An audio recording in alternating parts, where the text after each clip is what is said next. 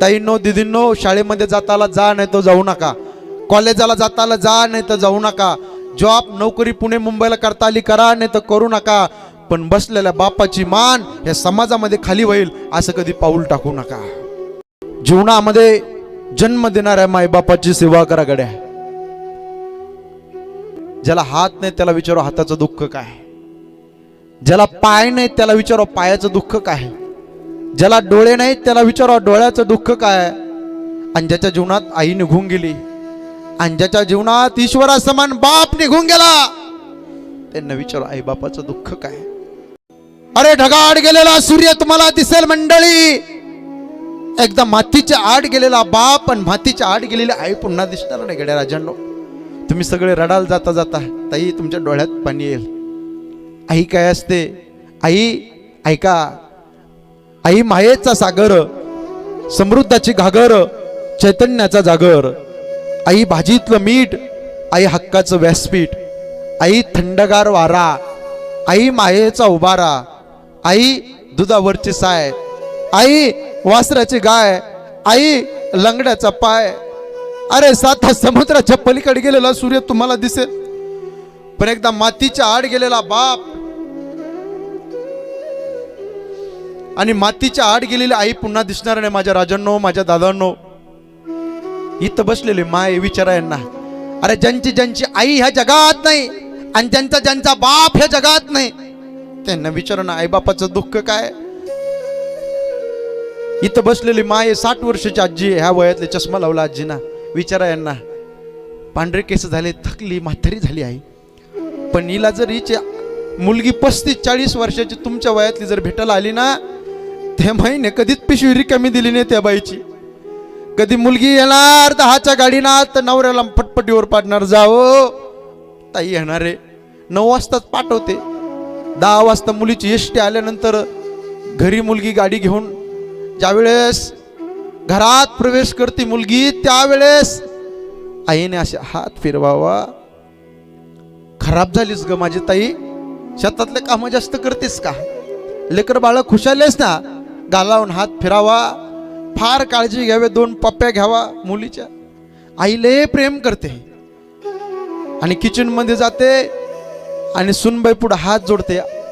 तुमची आई वागते बरं आता सुनाच्या समोर, काय म्हणते सुनाला, ए सुनबाई आपलं दोघीचं असेल ते असेल बाई, पण माझी ताई आली ना तिला टाकून बोलू नको, काय टाकून बोलू नको, 2 दिवसाची पाहुणी ती, बोलू नको बरं काही. आणि माझ्या ताईला आहे ना पुरणपोळीचा स्वयंपाक लय आवडतो ग. सुनबाईने पुरणपोळीचा स्वयंपाक बनवावा, गोडधोड स्वयंपाक करावा. आणि संध्याकाळच्या वेळेस मुलगी जेवणा करता बसली ना, ही म्हातारी माय त्या मुलीच्या जवळ जाते आणि लहान लेकरासारखा घास भरवते मुलीला, गालावून हात फिरते. काय बाई लय खराब झालीस, काय काय काय. आई गेली ना, घराचं मांगल्य गेलं, बाप गेला, घराचं अस्तित्व निघून गेलं. अरे दिवाळीच्या सणाच्या दिवशी आमची ताई, आमची आई सणाच्या दिवशी जर माहेरी सासरी या लागली, 3-4 गच्च भरलेले पिशव्या असेल तर समजायचं माहेरात माय जिवंत आहे आणि माहेरात बाप जिवंत आहे. अरे माहेरात माय, माहेरात बाप असेल, किती वाजता तुम्ही रात्री जा, हक्काने चपला सोडण्याचं उंबर असतो ताई तुमच्या जीवनामध्ये. चकला सोडण्याचं उंबर असतो. जो बापावर हक्क दाखवता येतो, जो आईवर हक्क दाखवता येतो, ते भाऊजाईवर नाही दाखवता येत. भाऊ पण चांगली साडी घेईल, भाऊजाई पण प्रेम करील, पण बाप तो बाप असतो गड्याला. आई ती हे असते. ज्यांची आई ह्या जगात नाही, ज्यांचा बाप ह्या जगात नाही, त्यांना विचारा दुःख काय. बाप नावाची चादर एकदा आयुष्यातून निघून गेली ना, प्रत्येक सकाळ जबाबदारीची जाणीव करून देते मंडळी, हे लक्षात ठेवा. एका बापाच्या संबंधाने मी या ठिकाणी उभा आहे. अरे ढगाआड गेलेला सूर्य तुम्हाला दिसेल, पण एकदा मातीच्या आड गेलेला बाप पुन्हा दिसणार नाही माझ्या राजानो. म्हणून जन्म देणाऱ्या बापाची सेवा करा. पुरुष मंडळी तुमच्या डोळ्यात पाणी, रडाल तुम्ही. अरे पुरुषाची जात ही रडणारी नसती, पुरुषाची जात ही लढणारी असती. पण आतला जो माणूस आहे ना, तो बाप नावाचा माणूस रडत असतो, हे लक्षात ठेवा. बाप रडतो, बाप पुरुष नाही, बाप रडतो बाप. अरे बाप म्हणजे जगण्याचं माप असतं. बाप म्हणजे पाठीवरची थाप असतं, किती रागवला तरी त्याची माया अमाप असते, तो म्हणजे बाप असतो. बाप म्हणजे शिस्तबद्ध धाक,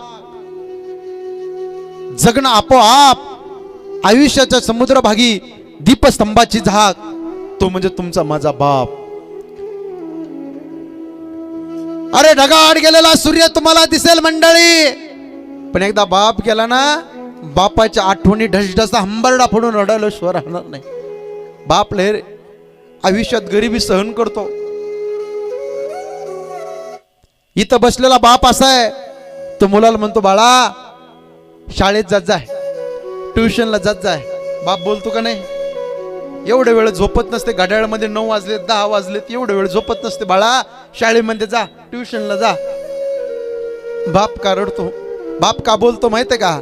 बापाला माहितीये मी माझ्या पोटापुरतं कमवलंय, पण यदा कदाचित कोरोनासारखा रोग आला आणि मी जर मरून गेलो ना, माझ्या मुलाने माझ्या मुलीने या समाजाच्या समोर भीक मागू नये म्हणून बाप बोलत असतो. हे लक्षात ठेवा. जन्म झाला मुलीचा तेव्हापासून बापाने सांभाळलं. आई किती सांभाळलं सांगू का? तळ हाताच्या फोडाप्रमाणे सांभाळलं. मुलगी चालायला लागली, जन्म झाला, चालता चालता मुलीने खाली पडावं, बापाने उचलून घ्यावं आणि 2 पप्पे घ्यावा. माझी ताई चालू लागली, माझी दिदी चालू लागली, आणि बघता बघता मुलीचं लग्न जमतं ना, त्या दिवशी तुमचा आणि माझा शेतकरी बाप हंबरडा फोडून रडतो. का? बापाच्या समोर सगळं चेहऱ्याच्या समोर आठवतं बापाला.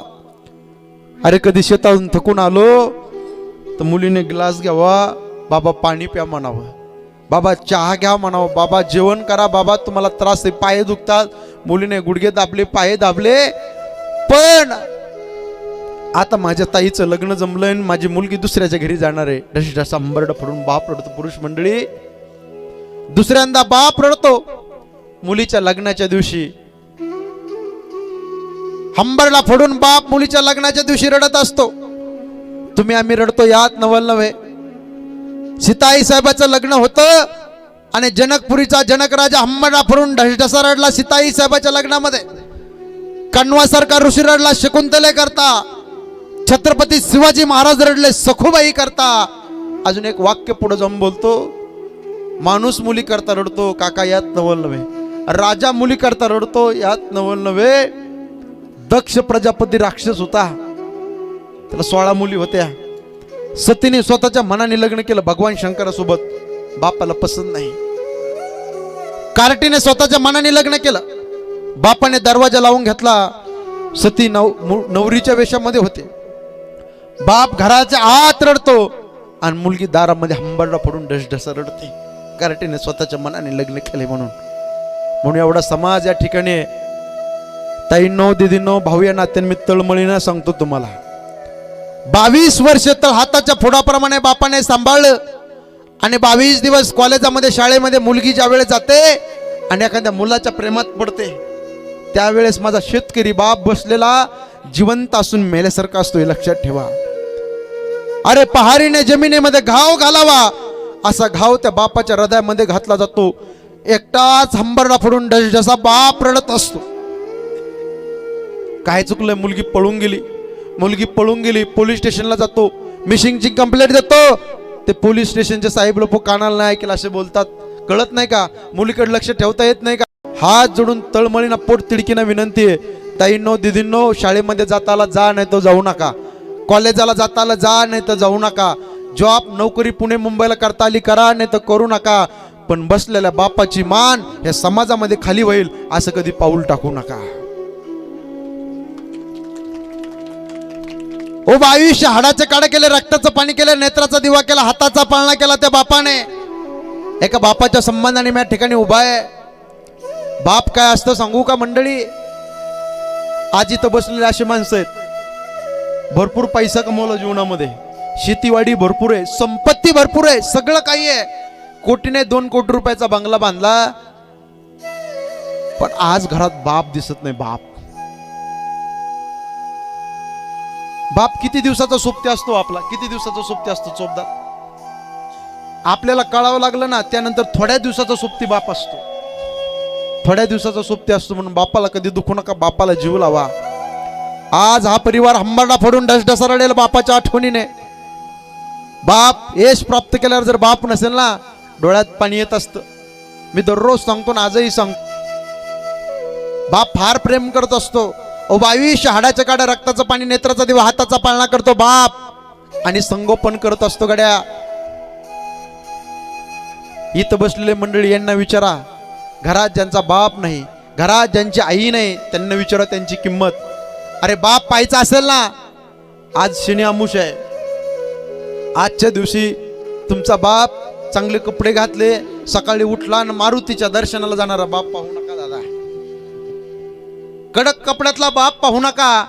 अरे रात्री उठा, रात्रीच्या 12 वाजता तो झोपला, त्याच्या पलंगापाशी जा, त्याच्या पायाकडे पहा. शेतात काम करू करू भेगा पडल्या त्याच्या पायाला.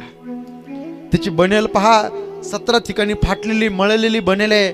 पण ताई, तुम्हाला भारीतला ड्रेस घेणारा तुमचा माझा देव माणूस बाप असतो, हे लक्षात ठेवा.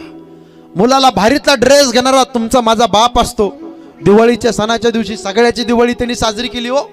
घरातल्या सगळ्यांना कपडे घेतले, पण स्वतः जुना कपाटातला ड्रेस काढला, इस्त्री केली, दिवाळीचा सण साजरी केला तुमच्या माझ्या बापाने. एवढी गरिबी सहन केली त्या बापाने. म्हणून त्या बापाच्या जीवनामध्ये सेवा करा, आईच्या जीवनामध्ये सेवा करा.